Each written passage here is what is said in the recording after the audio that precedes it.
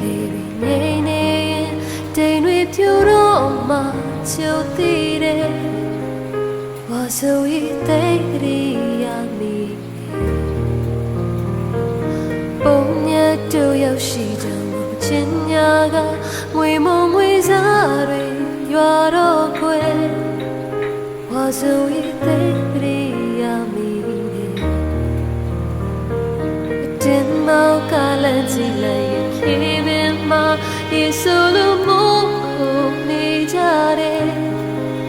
ပြန်နေစမို့နေတဲ့ညတွေတို့မြောက်စကားပြောခဲ့ကြတယ်